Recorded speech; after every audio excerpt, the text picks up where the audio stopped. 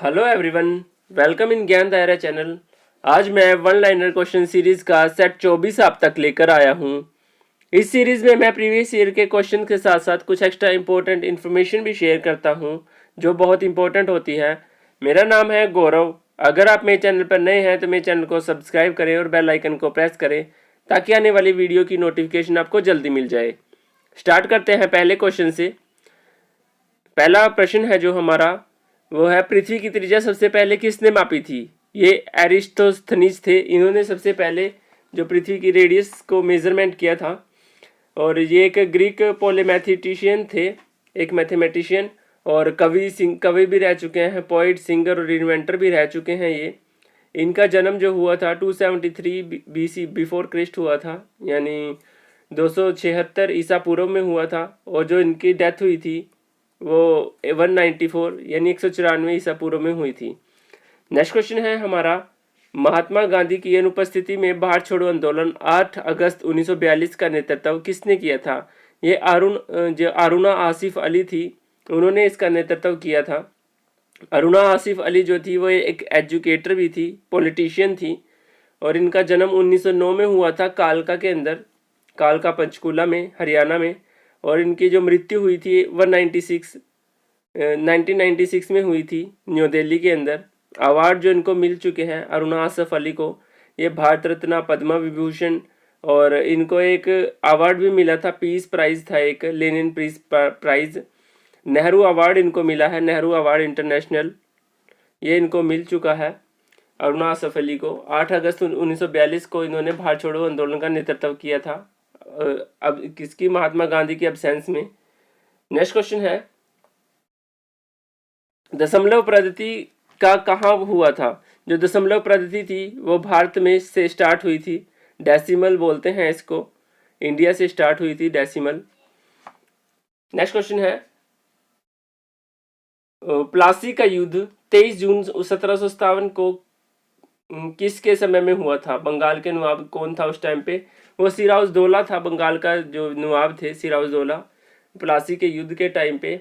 और British India के साथ ये युद्ध हुआ था सिराजुद्दौला का 23 जून 1757 को। ब्रिटिश इंडिया का और बंगाल के नवाब सिराजुद्दौला के बीच में हुआ था। जो कंपनी का नेतृत्व किया था वो रॉबर्ट क्लाइव ने किया था उस टाइम पे। नेक्स्ट क्वेश्चन है हमारा, नर्मदा और ताप्ती नदियों के जल को कौन विभाजित करती है? ये सतपुड़ा श्रृंखला है जो इसके जल को विभाजित करती है, यानी बीच में बाउंड्री लाइन बनाती है, सतपुड़ा रेंज बोलते हैं इनको। ये भारत की मध्य भाग की एक पर्वत श्रृंखला है जो रेंज बोलते हैं, सतपुड़ा रेंज। और इसका जो ये स्टार्ट होती है, ये गुजरात से स्टार्ट होती है, गुजरात से ये महाराष्ट्र क्रॉस करते हुए MP छत्तीसगढ़ तक ये जाती है। जो इसका जो पीक पॉइंट है, हाईएस्ट पॉइंट है, वो धूपगढ़ में है, 1350 मीटर इसकी हाइट है। नेक्स्ट क्वेश्चन है, गारो हिल्स कहाँ पर है? गारो हिल्स मेघालय में, मेघालय के अंदर है ये गारो हिल्स। और यहाँ की एक प्रमुख जनजाति भी है, ये कास्ट भी है यहाँ पर मेघालय के अंदर। नेक्स्ट क्वेश्चन है, कौन प्रथम भारतीय थे जो ब्रिटिश संसद के सदस्य हुए थे? वो दादा भाई नौरोजी जी थे। इनको grand old man of India भी बोला जाता है, अनऑफिशियल एम्बेसडर ऑफ इंडिया भी रह चुके हैं ये। और एक इंडियन जो पारसी स्कॉलर भी रह चुके हैं ये। इनका जन्म 1825 ईस्वी में गुजरात में हुआ था, नवसारी के अंदर। और इनकी मृत्यु 1917 में हुई थी मुंबई के अंदर। ये काफ़ी बार क्वेश्चन एग्जाम में आ भी चुका है कि grand old man of India कौन है? ये दादा भाई नौरोजी जी हैं। नेक्स्ट क्वेश्चन है, जापान की राजधानी कहाँ पर स्थित है? ये टोक्यो में स्थित है, टोक्यो के होश द्वीप पड़ता है वहाँ पर, वहाँ स्थित है ये। करेंसी जो यूज़ की जाती है यहाँ पे जापानीज येन यूज़ की जाती है। ईस्ट एशिया का पार्ट है ये जापान। और प्रधानमंत्री हैं जो यहाँ पे शिंजो एबे जी, जो है यहाँ के प्रधानमंत्री हैं शिंजो एबे जी। नेक्स्ट क्वेश्चन है, कार्बन डाइऑक्साइड गैस कौन सी गैस है? ये ग्रीन हाउस गैस है। जो ग्रीन हाउस गैसेज होती हैं उसके अंदर सबसे पहले नंबर पर कार्बन डाइऑक्साइड आती हैं। और भी गैस होती हैं ग्रीन हाउसेज, जैसे N2O होगी, CO2 होगी, जो N2O होती है वो नाइट्रोजन ऑक्साइड होती है।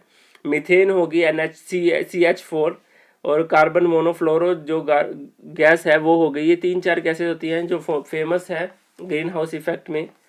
और जो कार्बन डाइऑक्साइड है उसको हम ड्राई आइस भी बोलते हैं, CO2 को। ये काफ़ी बार क्वेश्चन एग्जाम में आ चुका है, साइंस का क्वेश्चन बनता है ये। नेक्स्ट क्वेश्चन है, पंजाब में पाए जाने ये प्याज में क्या पाया जाता है? प्याज के अंदर फॉस्फोरस ज़्यादा पाया जाता है। नेक्स्ट क्वेश्चन है, और सबसे ज़्यादा महाराष्ट्र के अंदर होता है प्याज, और चीन में भी सबसे ज़्यादा होता है। भारत में, महाराष्ट्र में और चीन में इंटरनेशनल सबसे ज़्यादा अनियन पाया जाता है। नेक्स्ट क्वेश्चन है, हीरे का कांतरी कोण होता है? जो हीरे का जो कोण होता है वो 24.4 डिग्री सेल्सियस 4 डिग्री होता है। 24.2 भी बोलते हैं, 24.4 भी आ जाता है कई बार ऑप्शंस में। और हीरे की सबसे जो बड़ी पहचान है, हीरा कभी भी गर्मी के अंदर गर्म नहीं होता, वो ठंडा रहता है। जितना मर्जी टेम्परेचर हो जाए, जो नेचुरल टेम्परेचर होता है उसमें भी ठंडा रहता है हीरा। नेक्स्ट क्वेश्चन है, वर्षा की छोटी छोटी बूंदें किसके कारण गोल हो जाती है? ये सरफेस टेंशन के कारण हो जाती है, पृष्ठ तनाव इसको इंग्लिश में बोलते हैं, हिंदी में।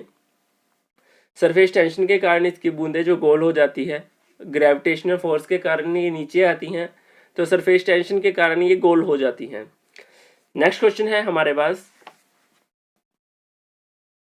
वायु का बुलबुला जल में किस लेंस की भांति कार्य करता है?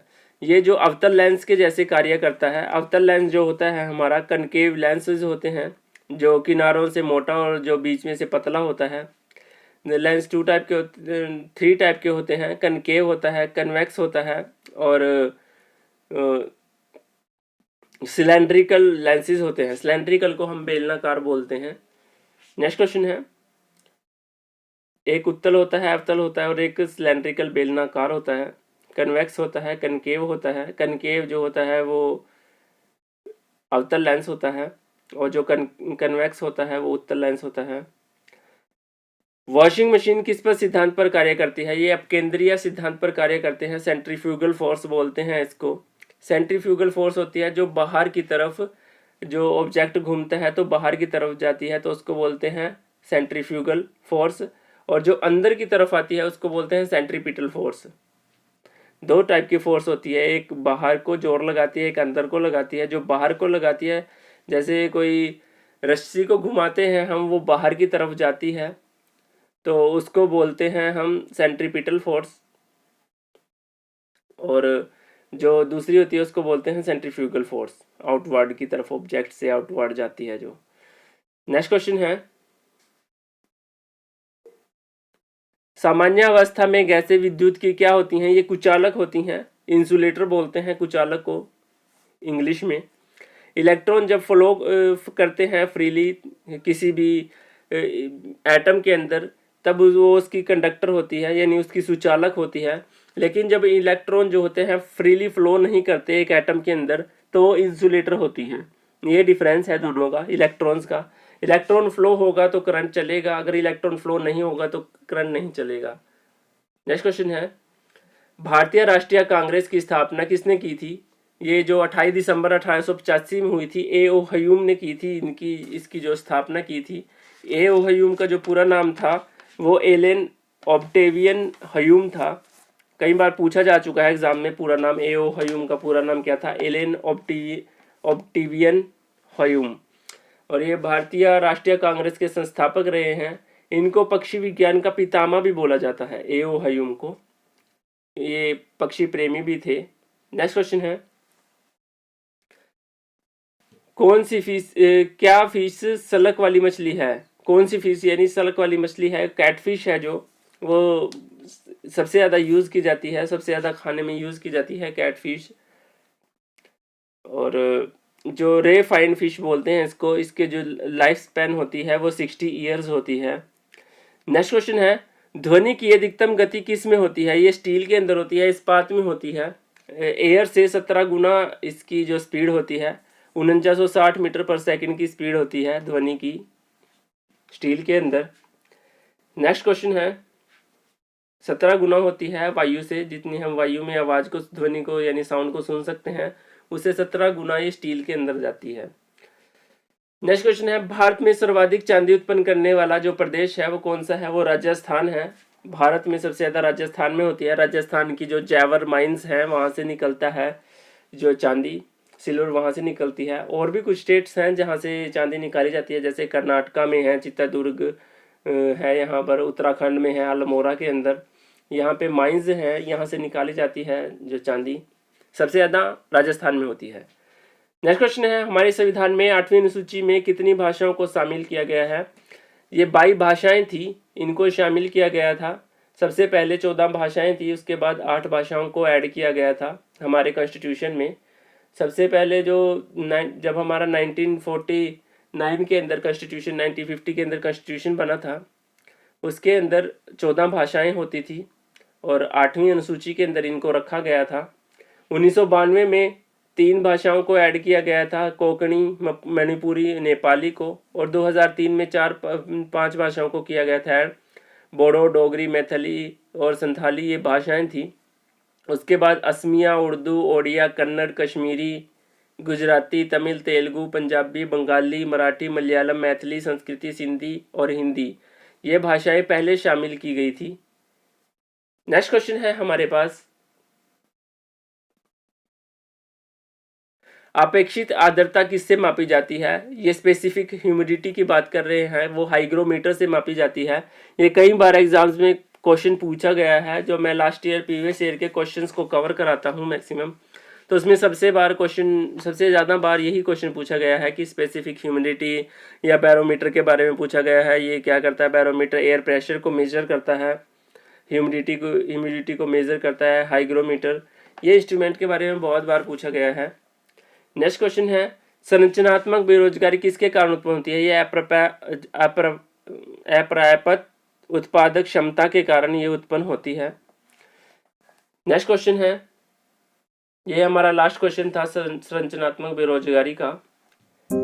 Thank you for watching my video को लाइक करें, शेयर करें, कमेंट करें, कमेंट में बताएं कि वीडियो का कौन सा पार्ट आपको अच्छा लगा। अगर आप मेरे चैनल पर नए हैं तो मेरे चैनल को सब्सक्राइब करें, बेल आइकन को प्रेस करें। धन्यवाद।